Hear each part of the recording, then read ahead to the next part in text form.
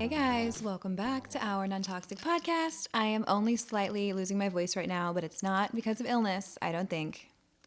It's because of this workout that I just did that kicked me into next week. But that's to be expected when coming back from what feels like a months-long sabbatical. I feel like I haven't recorded in years. I've aged backwards because I didn't do anything on vacation, which was delightful, by the way. Let me tell you all about it. So, first things first. My hair is disgusting. That's why it's in a hat in my own home. I'm drinking a delightful little electrolyte drink. It looks fancier than it is because, as I've mentioned in previous episodes, we're romanticizing life in any way that we can. And that means we're putting our boring health drinks in fun glasses with glass straws that clink against our teeth and will inevitably annoy our podcast listeners. That being said, I missed you. I missed recording. I had all the podcast episodes while I was gone pre-recorded and pre-clipped, which, yes, was a lot of work.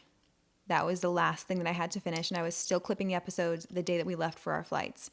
But to my credit, we left a day early, so I would have had everything done on time with room to spare, but Mother Nature had other plans, and we had to leave early, and that wasn't my fault. So, extenuating circumstances notwithstanding, I was very on top of things and I had everything done. Thank you. Please hold your applause. But I feel like I haven't expressed myself verbally in quite some time.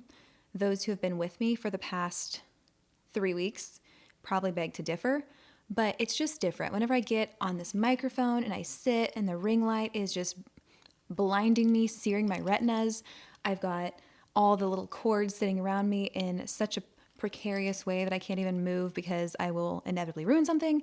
That's when I feel most alive. I'm just so happy to be here chatting with you guys, and it's been a long time coming. So, without further ado, let's jump into a report. Okay, reading. This is going to have all dedication, all thanks to my Kindle, which I got for Christmas from my mother-in-law, and I think it was probably because last year on family vacation, my suitcase was 9 pounds overweight because I brought 4 books because I was afraid of having nothing to do. Last year, we went on a cruise, which I should preface by saying every January we take a vacation with my husband's family because their business and industry is slower this time of year, so that's the only time that all of us can get away. So it's become a family tradition that that's whenever we go away.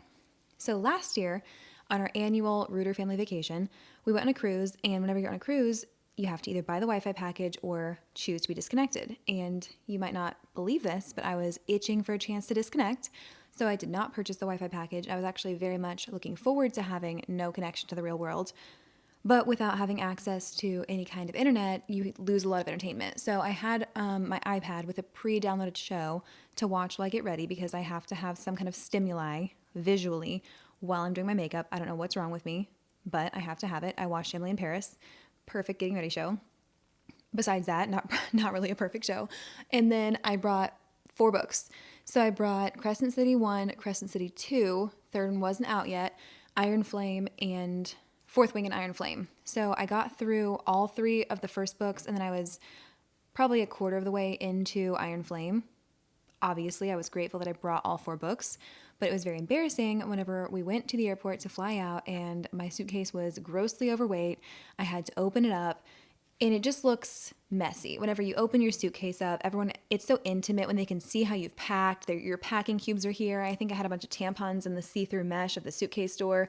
It was just humiliating, and then I had to take my books out and disperse them amongst the other people in my group so that I could fly with all my books.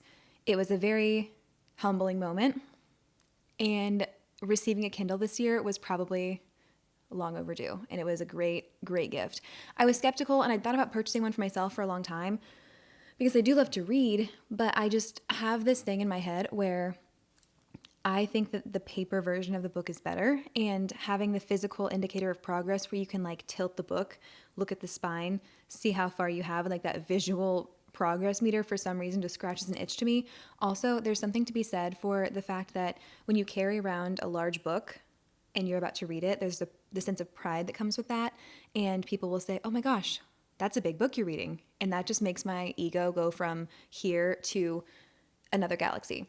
And you can't have that with a Kindle, which is very disappointing and regrettable, but I love it. I think I'm converted, at least for travel.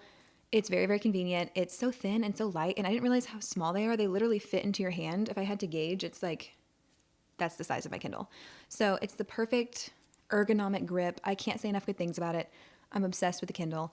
So I read the selection series. I know that I've gone now 4 minutes without answering the question, but I wanted something that was going to be light, girly, fun, easy read, but I also wasn't quite ready to sacrifice the whole fantasy air yet because I had finished Throne of Glass and that was a long, months long commitment. Very, very good, very worth it, but there's a lot of things to follow and details to kind of tuck away in your brain, and I wasn't ready to jump back into another series of that caliber quite yet. So I wanted a palate cleanser, something that I could read, on the beach in the sun, and if you miss a detail here or there, it's really not the end of the world, but something that just feels like you can get lost in. And that's what's so funny. I'm sure other people who read have a similar feeling about their fantasy worlds, but whenever you choose a book, it feels like you're choosing half of where you're going to be staying for the next so often. And on vacation, I obviously read a lot more because there's a lot fewer things to do. So if I'm going to be spending significant amounts of my day in this alternate world via the book that I'm reading, I want it to be a good world. So I take the decision of which book to read probably way too seriously. And I had asked ChatGPT for recommendations with my given parameters. It's since been pointed out to me that ChatGPT uses an exorbitant amount of energy and water, and I am a little appalled based on all the inquiries that I alone have made last year. I probably have catapulted us years further into climate change, and for that I apologize. But some things I just can't give up, and my weekly ChatGPT inquiries are maybe one of them. Anyways, I I asked ChatGPT for recommendations with those criteria, and The Selection was one of the first books that it proposed to me. So The Selection is essentially set in the future in some kind of dystopian reality of the United States of America, and there's a selection, which is basically the bachelor or bachelorette to become the new queen. It's very cheesy, but it's really good. I loved it. I already made a Pinterest board. I read the first 4 books whenever I was gone, and I'm reading the 5th one now, which is the last one in the series. So that's what I'm reading in a not so concise answer. But the Kindle, fantastic. Even the low lighting that the Kindle can emit, perfect for the plane. It slips in every purse that I have. I'm about to have a book locked and loaded at any given moment. The only problem is that I do love a paper copy, so now I'm like warring with myself on what I should do. I think that I've decided that if it's a series that I'm going to perpetually reread and I know will be a fun addition to my collection, I'll buy it physically. But if it's not, I will probably just use the Kindle because it's very convenient. So also, if I ever need some kind of a power trip, I'll go get one of my thick books from my existing collection and go read that in public so that I can feel other people looking at me and thinking, wow, what a large book. She must be so smart. I recommend that for any of you who need a perceived boost of confidence. Anywho, what am I eating? The answer is not fish because I ate nothing but seafood for 2 weeks and it was great, but I'm tired of fish. Easy. Next question. What am I playing? We just started Brooklyn Nine-Nine. I'm not into the show enough to really have thoughts. We watched like 2 episodes last night and we finished The Magicians, and for that I have thoughts. So this was a roller coaster because the show was being taken off of Netflix on January 14th, right? We were leaving for vacation on January 4th or 5th. It was supposed to be the 5th, I think, and then we ended up moving to the 4th. Neither here nor there. So we knew we had limited time to finish the show. We had like a season and a half left after Christmas. Then I was sick and there was so much chaos, and we tried to watch the show. The episodes are lengthy, and we ended up going on the trip with still like 7 episodes left. And we're like, it's okay, we'll get Netflix and we'll watch it while we're gone, which we did. But then you have that weird debate with yourself where you're like, okay, I'm in a beautiful place. Do I really want to go up to my room to watch Netflix because this show is being taken off? And we didn't really know where it was going. So we ultimately decided to enjoy the moment and not scramble to watch our allotted Netflix. So the show got taken off before we could finish it. We had like 4 episodes left. And I was like, what are we going to do? I'm so invested. Tubi TV came to the rescue. They actually have a lot of things. It's just with ads. And if you're like me, you're spoiled and you don't want to watch ads. So if you can make that concession and go back to the dark days of unskippable advertisements, I recommend Tubi. But if not, I would just stick with Netflix. And they're increasingly dwindling selections. But The Magicians, I have no idea how I feel like I'm the only person that's seen the show. It's been on Netflix for a long time, and it's almost like a grown-up Harry Potter mixed with like Narnia. So it's basically a college for magical adults. It's set in the real world, obviously, with the addition of magic. And then there's an alternate world called Fillory, where the main characters find themselves traveling to and from. It's a little dark, I'm not gonna lie, especially the first couple seasons before you have the relationship to the characters that makes you kind of see past all of that. It's a heavy show, but it's so good. It was on Sci-Fi, so the budget's not great, but I could write a thesis on all the things I think this show did right. And the unfortunate thing is that there doesn't seem to be much of a fandom to talk about it with. I even got on Tumblr. That's where all the like-minded, I don't want to say nerds, like-minded media obsessed individuals tend to find themselves, and there's not even a big community. So if any of you would just do me a solid and go watch 5 seasons of Magicians so we can discuss it, I would be eternally in your debt. But if not, that's okay. I will talk about it with my husband, I suppose. Anyways, I'm obsessing over many things, but right now I think my main obsession is my routine in my home. I know, boring, but being gone from it for so long really makes me hone in on all of the things that I don't realize that I'm going to miss. So I'll talk about that at length later. But for now, let's leave it at I'm just obsessing over having a routine, being in my home, and just getting back to a little bit more structure. And it's so funny how I feel like as a person, I will get so bored with a routine after a given amount of time. And granted, that given amount of time is long. I do like structure. But then after a while, I'm so sick of it. I need a change. I need something to give. I book plane tickets and then I go on the trip, love it. And by the end of the trip, I'm like, I need routine and structure. One could say it's all about balance. All right, so that's what we're obsessing over. And what am I recommending? Let's just do a quick plug for Evan's new business. You guys know him, you might love him. I'm not going to go so far as to assume because some days I don't even know. But he finally took my advice and launched an official personal training business. He has been the catalyst for my personal transformation with both the physical and the mental relationship to fitness over the past few months. And I've been telling him he's very, very good in the space of encouragement, writing specific plans for people. He's very passionate about it, and he should channel that into a business because we live in a capitalistic society where you can't just enjoy things. Everything needs to be for profit, baby. But he actually would be great at it, and he finally launched his business.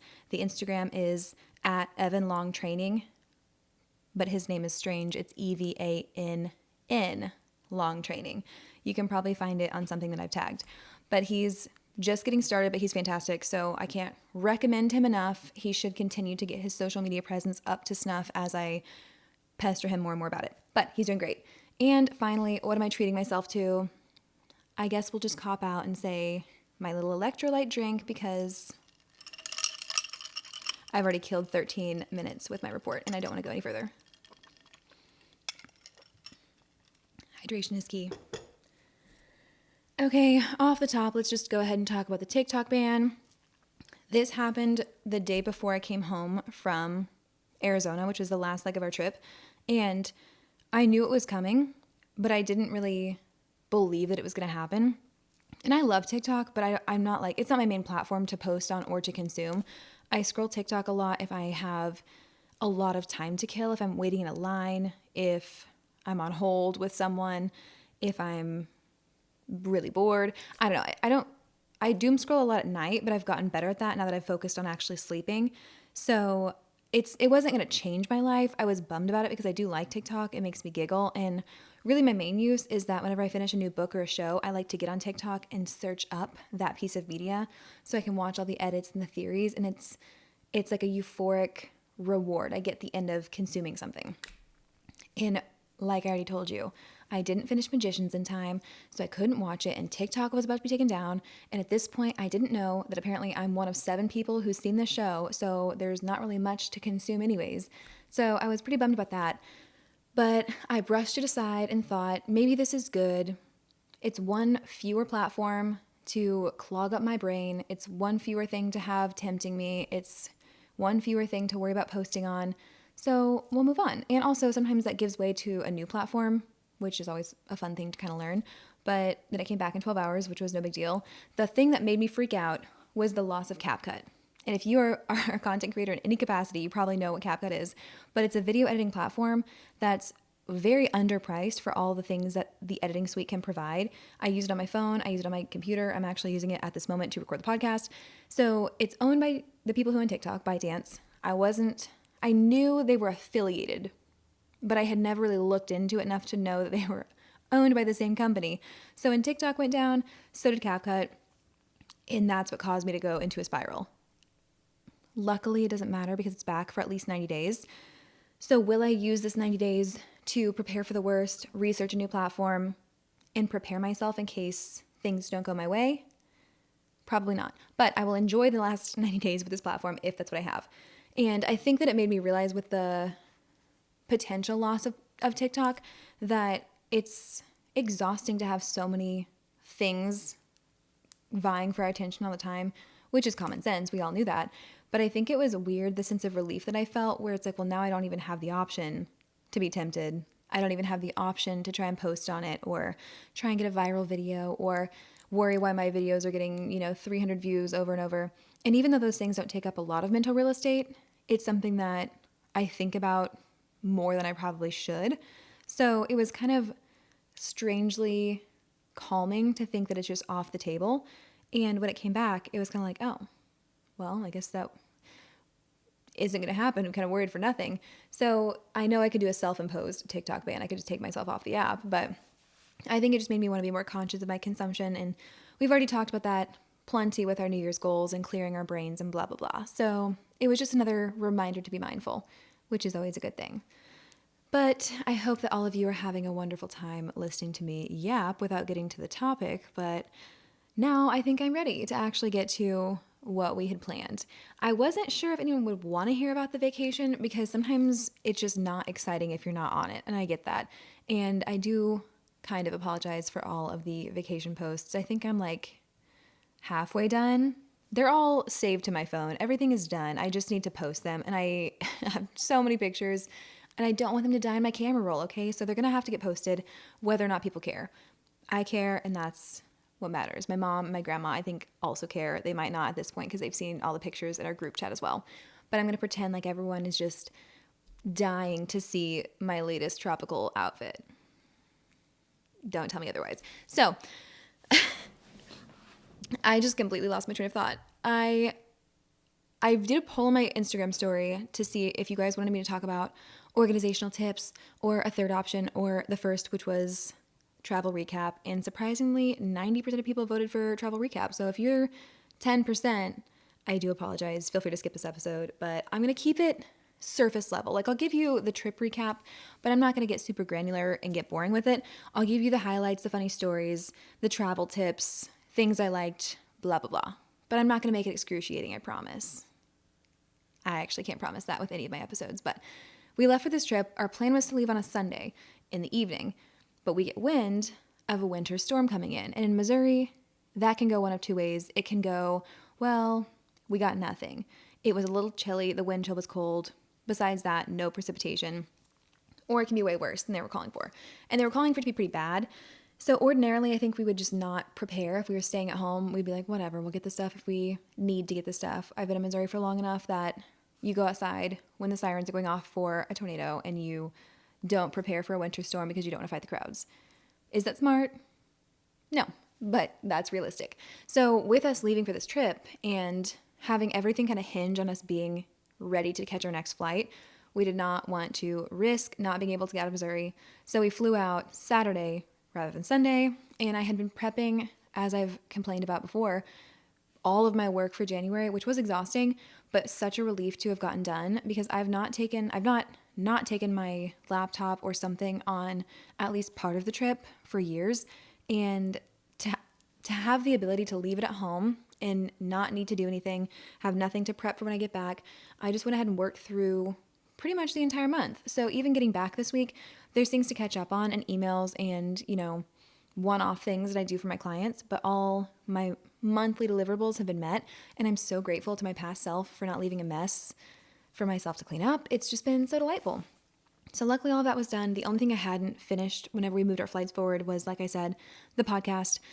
And I know that it's not imperative that I finish it because it's not like this is a source of big income for me. I do make about $8 to $10 a month off of ad revenue, so I don't want to brag, but at least 1.5 coffees are paid for by this podcast, and I'm hoping to get it up to 2 this year. Don't want to dream too big. That was something that I wanted to finish because I don't like to take time off unless I absolutely have to. And since I did take that hiatus back in October of last year, then it's just kind of a personal goal of mine to not miss a week if I don't have to. So like I said, the CapCut thing going down was a very big stressor of mine because it would directly impact that goal. And then also moving the trip up, I was like, I have to get this stuff done. So you really probably don't care about the behind the scenes, but I got it done. It was fine. I stayed up late a couple times and that was okay. Because whenever I pack, I have a whole process. And I think the vacation prep is the best part. You know, you get your pedicure, you get your spray tan, you box dye your hair in your bathroom at midnight before your flights. It was just so soothing and delightful. I had a wonderful time. And then I watched this movie called Aloha. Did I talk about this already? I don't think I did. No, I didn't. I talked about this to many other people, but not on a microphone. There's a movie on Netflix called Aloha, and it has Emma Stone and Bradley Cooper and Regina George, what's her name? Rachel McAdams, and so many big name actors. I've never heard of it. It came out in 2015, filmed in Hawaii, obviously. It was so good. It was like a kind of a rom-com, kind of a drama. I don't know. Such a good movie. I watched it while I was packing just for something to throw on in the background, and now I need to go back and rewatch it. It had the perfect 2000s rom-com vibe. I don't know what kind of camera they were filming those on, but they just felt different. Highly recommend that one. It's a little summery, so it either will scratch your summer itch right now or it will make you very bitter because we're still in the throes of winter. So watch at your own risk. Fast forward, we fly to Arizona. We stayed in Arizona a couple days, and that was mainly just to get us closer to Hawaii so we wouldn't have to do a 9-hour flight. And we spent a couple days there. Then flew to Hawaii. The island that we were staying on was Kauai, which I've never been to before. I've only been to Hawaii once in the past, and that was Maui. Both equally gorgeous. It's so difficult to decide which one was better because the vacations were just different. But Kauai, I would say, is more of a sanctuary. It's very peaceful. It's a smaller island, and the resort that we stayed at was just so soothing. It was so calm. There was hardly anyone there, and I like my vacations to feel a little bit post-apocalyptic as far as the attendance of people around me. So when we went on our honeymoon a few years back, then it was in hurricane season. And it was after all the COVID travel restrictions had just been lifted. So with those two factors, our resort was empty. I think we were seriously one of 5 couples on the entire resort, and it was beautiful and amazing. Same thing happened on our trip this past April to Scottsdale. It was just my husband and I. And I think it was right after temperatures typically spike in Arizona, so people weren't wanting to go there quite yet, or they weren't wanting to go back at that time. I don't know. Something about the weather. People were anticipating it being a lot hotter and less pleasant than it turned out to be. So that resort was super empty, which was amazing. And then whenever we went to Florida in October, obviously Florida in October is not prime vacation season. And again, hurricane season. We went 2 weeks after the hurricane. It was already booked. And we had a work conference down there, so we couldn't exactly change the dates. But again, I've had a long streak of vacations that are so desolate, so empty. It feels like some kind of nuclear wasteland has come through and not damaged any of the property, but has scared away all of society, which is amazing. So we had a villa, which is the first time all of us have stayed in the same residence. And I'm pleasantly surprised to say that it was amazing. You think that living in close quarters with people will make you butt heads. It was perfect. And I even know myself well enough and my husband well enough to know that we can be a little bit irksome to others. I talk a lot. I talk very quickly. My husband likes to argue, just in general, for fun. He should have probably been an attorney. He didn't. That's okay. But I knew that we could grind some gears, and we've not traveled together, all of us, for that long, and it was smooth sailing. So I'm very pleasantly surprised with that. All of our personalities mesh beautifully, and it made me very thankful that I have in-laws, sister-in-law, mother-in-law, everyone that we got along so well, got to spend time together, and I'm especially thankful that my sister-in-law and I are as close as we are outside of the family, because it just feels like bringing a bestie on the trip. So it's something I could never never fully wrap my head around how lucky I am to have my husband and have her as well, but to have the whole group of us that just, we enjoy spending time together. So that's great. On the flip side, I missed my family so dreadfully. I am so codependent, especially with my mom and my grandma. And Evan and I work out together like 3 times a week. I see my dad almost every Treat Yourself Friday. I talk to my family every single day. So being away from them for 2 weeks, I'm not gonna lie, I cried before I left. I was so dramatic saying goodbye. I cried saying goodbye to my parents' doodle dog. I cried saying goodbye to my mom, my grandma. It was a scene, but that's okay. Hawaii was amazing. It was just, it's like so stunning that there were some moments looking at the scenery, it doesn't feel like it's real. So we had a beautiful view of the ocean, and I had a really special God wink because from our view, you could see the golf course, see the ocean, and then there was a little peninsula that stuck out that had a lighthouse on it. And lighthouses were my grandpa's thing. He had pictures of lighthouses all around his house. He loved Bible verses that talked about God being a lighthouse. He loved all these things. And seeing that, it was almost like, oh, like that's such a special, it's significant to me, and I don't even think it's a working lighthouse, but we got to walk over to it one day because it was only a couple miles away, and it was just a really special thing to have in my line of sight every single day. So a nice little reminder of someone that I miss dearly. But the days were a perfect mix of calm and activity, and we did a couple excursions that were more physical than we typically do. Usually we're like a relaxing group, but this time we did a couple hikes. We hiked the canyon that they filmed Jurassic Park in, which was amazing, but treacherous. The hike was like down a steep hill, coated in mud, up a steep hill, also coated in mud, down further, up further, onto this edge of a cliff. Some of the most amazing sights I've ever seen, but it was like I almost broke my ankle 15 times minimum. Also, we walked through a pack of hornets probably in the first quarter mile, and my husband and brother-in-law both got stung. That was very unfortunate for them. Luckily, I did not get stung, so I was still in a great mood, but it was okay. The hike was down to a waterfall and then back up, so it was absolutely stunning. And then another day we did a boat tour that we're in like a pontoon boat you would take out in the lake here in Missouri, but slightly larger. And it was, again, one of those moments that I felt like looking at the scenery, I could throw a rock at it and it would hit like a backdrop and just ricochet back at me. I'm like, there's no way this is real. There's no way I'm looking at this scenery in front of me. Pictures don't do it justice. It was just a surreal moment that I think I'll remember forever, just being on the front of the boat at sunrise. Water is so glassy, so blue.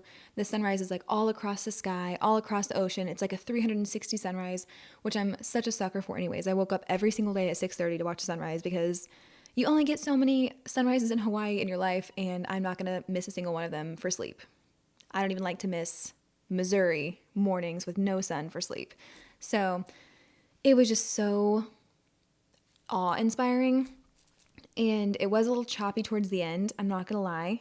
The waves are calm in the morning, which is why we booked the 7 a.m. tour. But then coming back on this boat, it's just the 6 of us and our captain, right? So the waves get so big because they're coming in from Alaska this time of year. Fun fact. Also, I got to see dolphins. I've never seen dolphins in person. I could have cried at that too. They were up next to our boat and they were sleeping. And they sleep in pods and they just like mindlessly swim. I love that. I could have reached out and touched one. I didn't because I have respect for wildlife. Also, I don't want to fall out of the boat and get yelled at. But they were so close to us. They followed us for miles. It was amazing. So we finished up this tour. We've been out for like probably 3.5 hours and we're coming back. The waves are getting so big that my sister and I are up in the front of the boat and we're holding onto the rail and a little handle besides us. And we're like bouncing up and down. We're getting air off the seat. I'm like, we're going to fly out of the boat. Like we are not weighed down by much in the face of these ocean waves, and they are huge. And the ocean is terrifying. I love the beach. I don't like the ocean as much.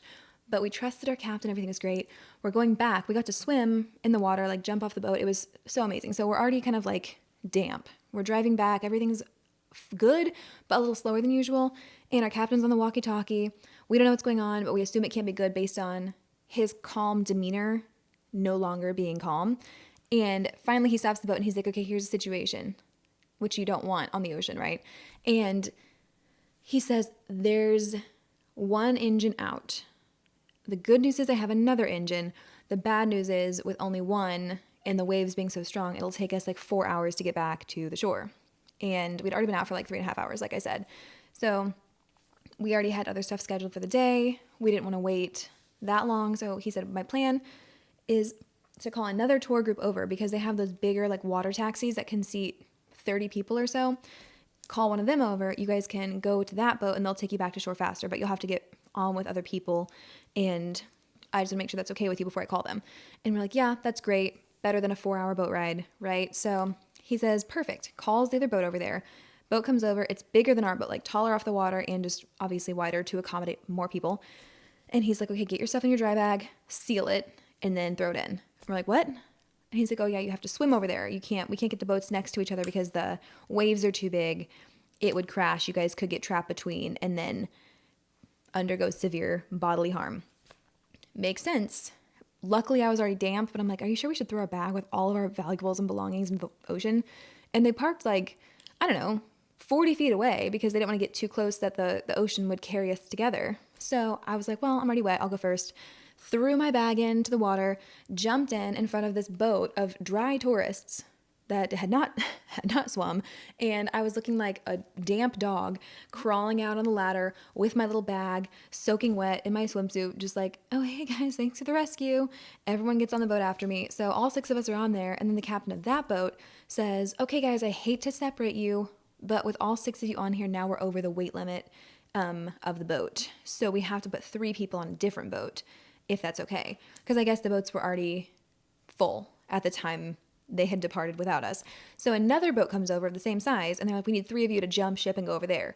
And they meant jump ship literally. So my husband, brother-in-law, and I all jumped off of that boat with our bags, again swam over, climbed onto a different boat, and then sat down and got rescued. So that was fun. I thought it was hilarious the whole time. If I hadn't been wet beforehand, I think I might have been less thrilled, like if I wasn't planning on getting my hair wet that day or something. But I unfortunately can never resist jumping into the water, so I was fine, and it makes for a good story. So we got back and everything was great. What else did we do? Oh, my husband got strep throat in Arizona before we got to Hawaii, so we had to call in a prescription to our doctor and then go track it down while we were there. That was awesome. Great timing. There's also a lot of loose chickens in Hawaii. I don't know if this is common knowledge because it wasn't for me, but basically a hurricane had come through years ago and destroyed all the chicken enclosures and just scattered the chickens across the different islands where they proceeded to mate with each other and make a lot of chickens. So they're just rampant. There's chickens like on the side of the road, in the parking lots, like the equivalent of the goose that we have that's just kind of everywhere. That, but like times 100. They are everywhere. Speaking of geese, there was a sign that said, don't hit, and then like the outline of the goose on the sign. And then it read, you will be fined $25,000. And we're like, no way, you would get fined $25,000 for hitting a common goose. You can, actually. We looked it up. They're not that common in Hawaii, and you cannot hit the common goose with a golf ball, a car. You can't intentionally injure them or harass them.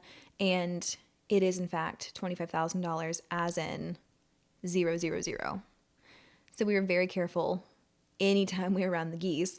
And I was like, well, we could just import some geese from the Midwest and we probably wouldn't miss them. And you guys would no longer have an endangered goose population. But I don't want to go and throw off the ecosystem or anything. So we just left the geese as they were. That was a fun little tidbit. Besides that, it was just a nice time. I don't want to bore anyone once again with just the details of our day, but most days I would wake up, like I said, pretty early so we could go see the sunrise. We had a little back deck that we could go and watch it on. So day routine would pretty much be go downstairs in my little PJs, make coffee, read my book, watch the sunrise. Sometimes cruise ships would come in from the ocean to a port that was like just to the right of us around a little landmass. So that was really cool to see the cruise ships at that point. And when everyone else got up, we would have some breakfast, maybe go on a walk, go to the gym, because the days that we didn't have anything planned, when you wake up early, which I no longer do in my day-to-day life, there's a lot more day to fill. And when you're not eating for 13 hours, like your official dinner meal where we're dressing up, there's just a lot of time for activities. So we would go to different pools, we would go on walks. They had bikes that you could rent and paddle boards. So just doing various water activities. I did do a lot of boogie boarding down at the ocean. I lost 2 toenails, which is not bad for me. Usually I lose sunglasses, nails, a bikini top here and there. So I was pleasantly surprised to leave with everything sans 2 toenails. They were already loose and they were discolored anyways from running. So not really a loss. Honestly, the ocean kind of did me a solid there. But I have a newfound respect for surfers because one of the days that we went out there, the waves were so big that if you don't, and keep in mind, we're boogie boarding, as in we have the short little boards that you jump onto on your stomach like a seal, and you just let it carry you onto the sand. It's very low skill, but there is some nuance to it. Like if you don't jump at the right time, then the wave will like crash over you, and then you just get salt water everywhere. And if you jump too late, then you don't really go anywhere. And the first day that we had gone boogie boarding, this was inconsequential because the worst thing that would happen is that you get a little bit of water over your head and or you just miss the wave.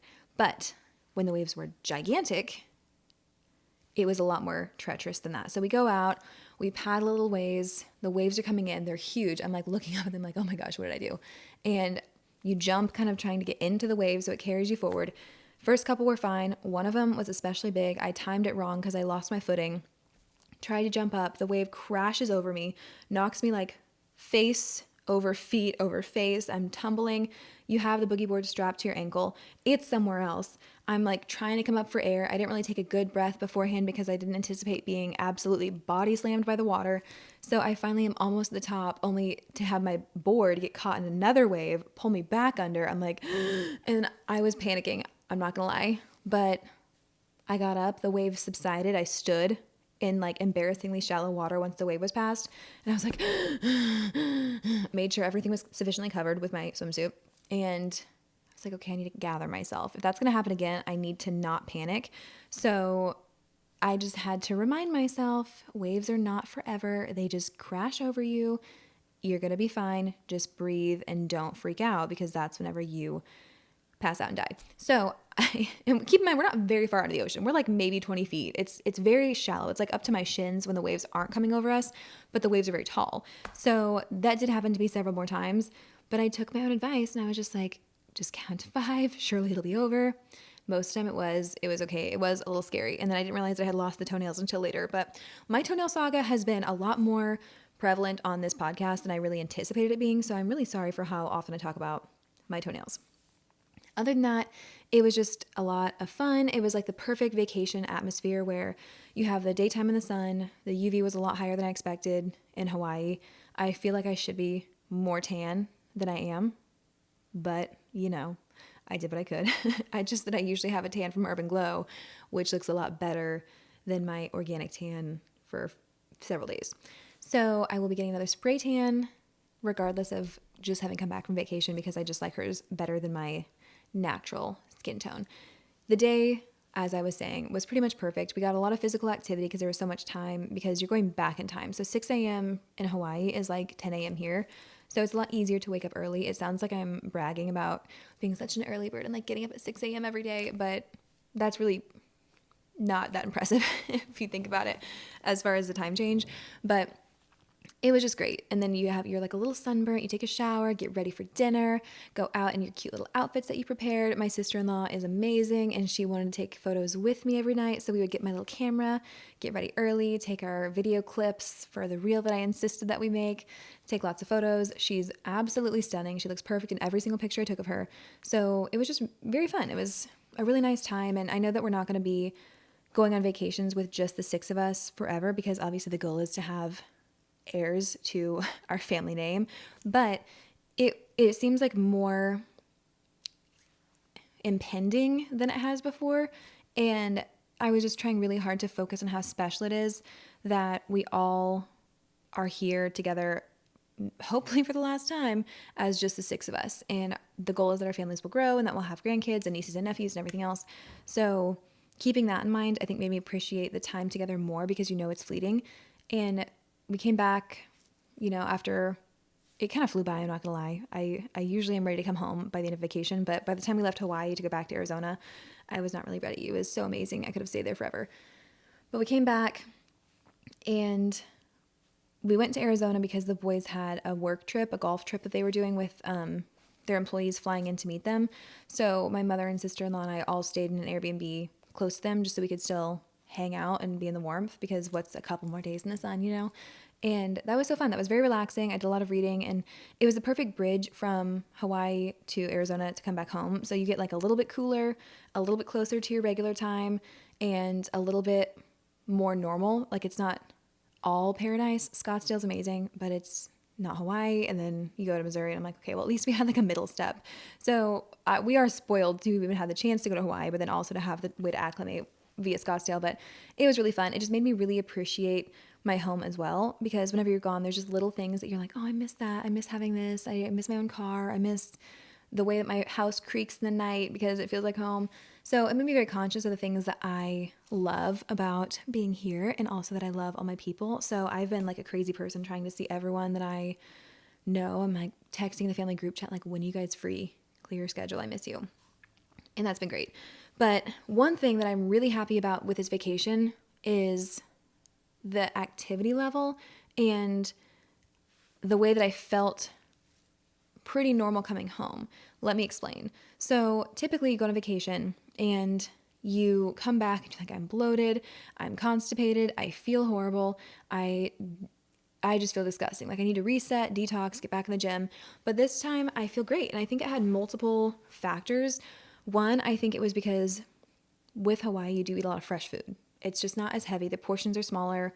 Everything's fresh. That's kind of a throwaway factor here, because that's not the same with every vacation. But we did eat a lot of fresh food. And during the daytime, we had groceries where we would cook at the house. So we had like meats and vegetables and fruits, basically. So we ate pretty healthy for lunches. And whenever you're pretty active, I think you crave more healthy food. And if we didn't have excursions that were hiking based, or, which I didn't even tell you about one of them. One of them, we did a kayak and then a hike to a waterfall and then back down, which was amazing. It was like in Just Go With It. If you've seen Just Go With It, it's kind of like that, just on a different island. Actually, no, it's the same island, but we found out that was filmed on a private property, so you can't actually get to it as a commoner / tourist. But it was very fun, very muddy. We got very, very muddy. We all had to leave our shoes there, but they had told us that beforehand to bring a throwaway pair of shoes, so we did. And it was awesome. So like I said, very physically active trip. We hiked in Arizona, we hiked twice in Hawaii, we walked every day, we biked, and the days that we didn't do any of that, we would boogie board, which I burned so many calories boogie boarding. I didn't anticipate it until Aura suggested that I had done an activity, and I'm like, oh my gosh, I guess getting beat up by the waves is very good for your cardiovascular health. Good to know. Not so great for the longevity of, I don't know, my spine, but it was good for my heart health, which is all that matters, I suppose.